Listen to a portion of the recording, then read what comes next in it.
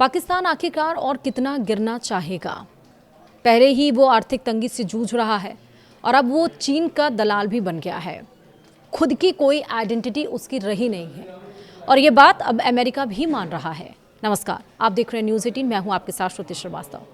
पाकिस्तान भले ही चीन को अपना सदाबहार दोस्त बताता हो, लेकिन अब अमेरिका ने भी ये बात मान ली है कि चीन के लिए वो अपने हथियारों को बेचने का गेटवे है। कुल मिलाकर इस देश की पहचान चीन के दलाल के तौर पर बन रही है, जो अपनी रक्षा जरूरतों के लिए उस पर पूरी तरह से डिपेंड है। जी हां, चीन अब केवल अपने हथियार सीधे बेचने तक सीमित नहीं है, बल्कि वह पाकिस्तान को अपना रणनीतिक साझेदार बनाकर दुनिया के नए रक्षा बाजारों तक पहुंचने की कोशिश कर रहा है।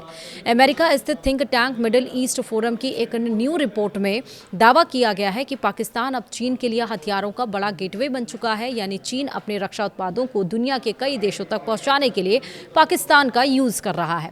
रिपोर्ट ये बताती है कि इस रणनीति की सबसे बड़ी मिसाल पाकिस्तान और लीबियाई नेशनल आर्मी के बीच प्रस्तावित $4 अरब के अधिक का रक्षा समझौता है और इस सौदे में 16 JF-17 थंडर लड़ाकू विमान, प्रशिक्षण विमान और अन्य सैन्य उपकरण शामिल बताए गए हैं। खास बात तो ये है कि JF-17 विमान चीन और पाकिस्तान ने मिलकर विकसित किया है। अगर यह सौदा पूरा होता है तो इससे लीबिया पर लगे संयुक्त राष्ट्र के हथियार प्रतिबंधों पर भी सवाल खड़े हो सकते हैं।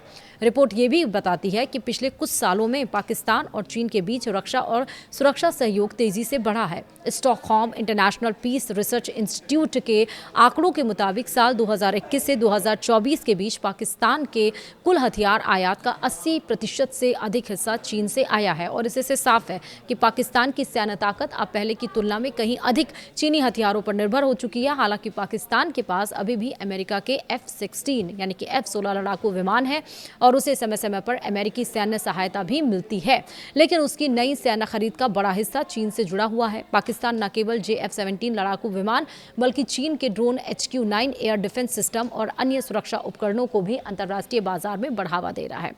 रिपोर्ट ये बताती है कि हाल के महीनों में पाकिस्तान ने इराक, बांग्लादेश, इंडोनेशिया, सऊदी अरब, लीबिया, मोरक्को, नाइजीरिया, सूडान और इथियोपिया जैसे देशों के साथ रक्षा सहयोग बढ़ाया है। चीनी मीडिया का ये भी कहना है कि पाकिस्तान इनमें से कई देशों के साथ JF-17 लड़ाकू विमानों के संभावित सौदे पर काम कर रहा है। सऊदी अरब के साथ भी JF-17 विमानों को लेकर बातचीत की खबरें सामने आई और ये भी बताया गया है, हालांकि अब तक कोई अंतिम समझौता नहीं हुआ है। विशेषज्ञों का ये कहना है कि चीनी हथियारों की गुणवत्ता अमेरिकी सैन्य प्रणालियों के साथ उनकी अनुकूलता और शर्तें अभी भी बड़ी चुनौती बनी हुई हैं।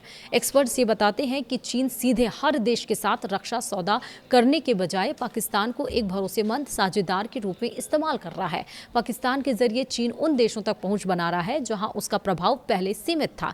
इससे चीन को अपना रक्षा उद्योग फैलाने के साथ साथ पश्चिम एशिया और अफ्रीका जैसे रणनीतिक क्षेत्रों में राजनीतिक और सैन्य प्रभाव बढ़ाने का भी मौका मिल रहा है।